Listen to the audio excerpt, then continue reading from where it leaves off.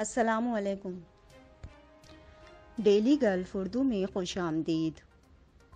امارات میں national ambulance کو موصول انوکھی کال، خاتون کی رات 3 بجے کال، رابطہ افسر کو پیغام آپ کی آواز سنی تو مجھے سکون ملا اور اب ایمبولنس سروس کی ضرورت نہیں۔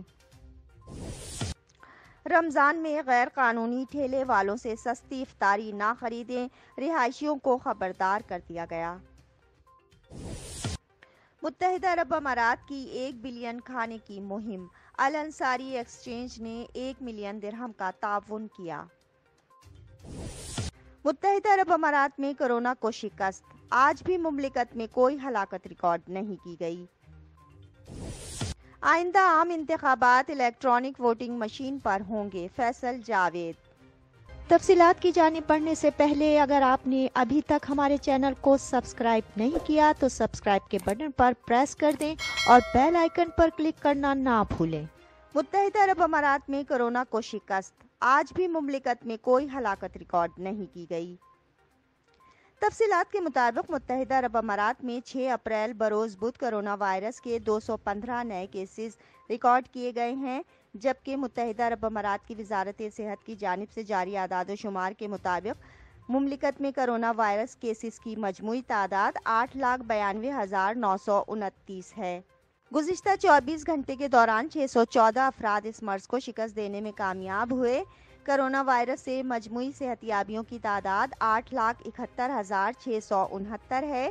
آج مملکت میں کورونا سے کوئی ہلاکت ریکارڈ نہیں کی گئی ہے۔ مجموعی ہلاکتوں کی تعداد 2,302 ہے۔ رمضان میں غیر قانونی ٹھیلے والوں سے سستی افطاری نہ خریدیں، رہائشیوں کو خبردار کر دیا گیا۔ تفصیلات کے مطابق امارات کی میونسپلٹی کے حکام نے رہائشیوں کو خبردار کیا ہے کہ وہ غیر قانونی ٹھیلے والوں سے سستا کھانا نہ خریدیں۔ شارجہ، عجمان اور فوجیرہ کے میونسپلٹیوں نے غیر قانونی ٹھیلے والوں کے خلاف سخت کریک ڈاؤن شروع کر دیا ہے۔ شارجہ میونسپلٹی نے کہا ہے کہ وہ رمضان کے مقدس مہینے میں ایسی سرگرمیوں کو برداشت نہیں کرے گی۔ شارجہ میونسپلٹی کے ڈائریکٹر جنرل عبید سعید التونائجی نے کہا کہ انہوں نے ایسی سرگرمیوں کے خلاف کریک ڈاؤن شروع کیا ہے جو عام طور پر رمضان میں ہوتی ہیں۔ انہوں نے مزید کہا کہ یہ غیر قانونی اسٹریٹ وینڈر ورکرز کی رہائش کے قریب نظر آتے ہیں۔ لوگ ان سے افطار کے لیے سنیکس خریدتے ہیں کیونکہ یہ ریسٹورانوں کے مقابلے میں بہت سستے ہوتے ہیں۔ ان میں سے زیادہ تر سنیکس بنانے کے لیے میعاد ختم ہونے والے اجزاء کا استعمال کرتے ہیں جو اکثر فوڈ پوائزنگ کا باعث بنتے ہیں۔ التونائجی نے یہ بھی کہا کہ میونسپلٹی نے ضروری منصوبے بنائے ہیں اور اپنے تمام متعلقہ محکموں اور ٹیموں کو تیار کر لیا ہے تاکہ کھانے کی تیاری اور سرونگ سہولیات کا معائنہ کیا جا سکے۔ ادارے اب کھانے پینے کی اشیاء کو اپنے احاطے کے باہر ڈسپلے کرنے کے لیے لائسنس حاصل کر سکتے ہیں۔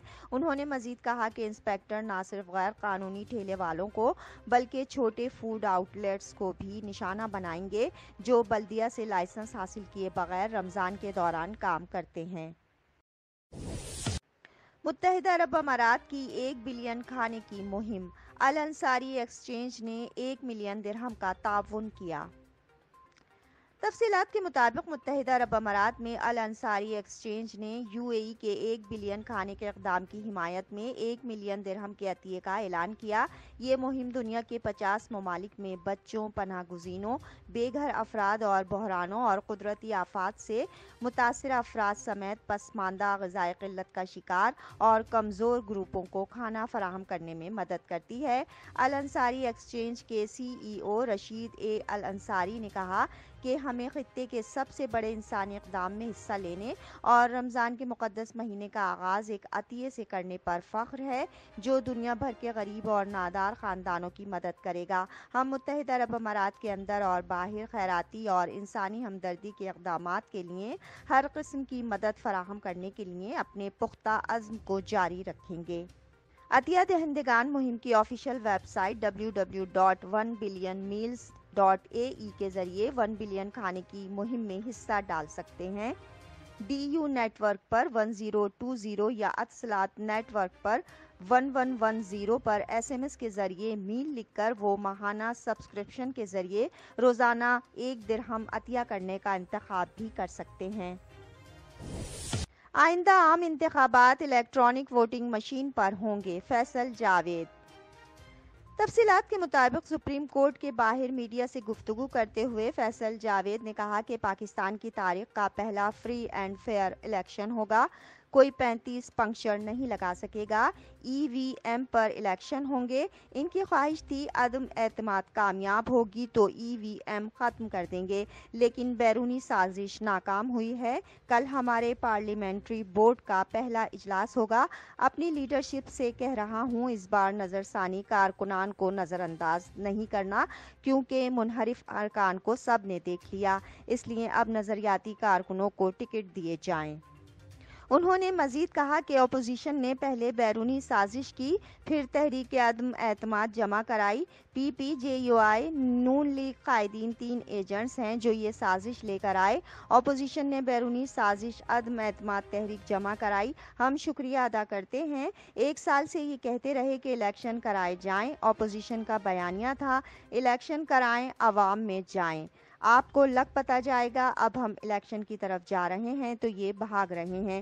PTI نے آپ کی یہ خواہش بھی پوری کر دی ہے، اب ہم الیکشن کی پوری تیاری کر رہے ہیں۔ ادھر پاکستان تحریک انصاف نے 20 منحرف ارکان کے خلاف نااہلی ریفرنس جمع کرانے کا اعلان کر دیا۔ میڈیا سے گفتگو کرتے ہوئے PTI رہنما اسد عمر نے کہا کہ باہر سے ملکی سیاست میں مداخلت ہو رہی ہے، ہمیں آئین کے درس دیے جا رہے ہیں، پتہ نہیں کون سی شق کی خلاف ورزی کی۔ آئین میں کہاں لکھا ہے کہ پیسے خرچ کر کے MNAs خریدے جائیں؟ ایک MNA نے کہا کہ 23 کروڑ روپے سے میری زندگی اچھی گزر جائے گی۔ 20 منحرف ارکان کے خلاف نااہلی ریفرنس اسپیکر آفس میں جمع کروائیں گے۔ آرٹیکل 63A کی تشریح کی پٹیشن عدالت میں زیر سماعت ہے۔ امارات میں نیشنل ایمبولنس کو موصول انوکھی کال، خاتون کی رات 3 بجے کال، رابطہ افسر کو پیغام آپ کی آواز سنی تو مجھے سکون ملا اور اب ایمبولنس سروس کی ضرورت نہیں۔ تفصیلات کے مطابق نیشنل ایمبولنس کے حکام نے کہا ہے کہ اس سال کی پہلی سہ ماہی کے دوران ایمرجنسی نمبر 998 پر موصول ہونے والی 44,459 کالز میں سے 40% جعلی رپورٹیں ہیں اور عمومی پوچھ گچھ کی تھیں۔ حکام نے متحدہ عرب امارات میں لوگوں سے کہا ہے کہ وہ عام پوچھ گچھ یا تفریح کے لیے ایمبولنس ایمرجنسی نمبر پر کال کرنے سے گریز کریں، کیونکہ یہ قومی ایمبولنس ٹیموں کی کوششوں میں رکاوٹ ہے۔ رہائشیوں سے کہا گیا ہے کہ وہ صرف ہنگامی صورتحال کے لیے کال کریں جن میں فوری طبی مداخلت کی ضرورت ہوتی ہے۔ ایک رہائشی نے آنکھوں کے قطرے لینے کے لیے 998 پر کال کر ڈالی اور کہا کہ ان کے پاس گاڑی نہیں ہے اور ان کے پاس ٹیکسی لے کر ہسپتال جانے کے لیے پیسے نہیں ہیں۔ یہ کال اس سال نیشنل ایمبولنس کو موصول ہونے والی رکاوٹی کالوں میں سے تھی۔ اب تک کے لیے اتنا ہی، اگلے بلیٹن تک کے لیے خدا حافظ۔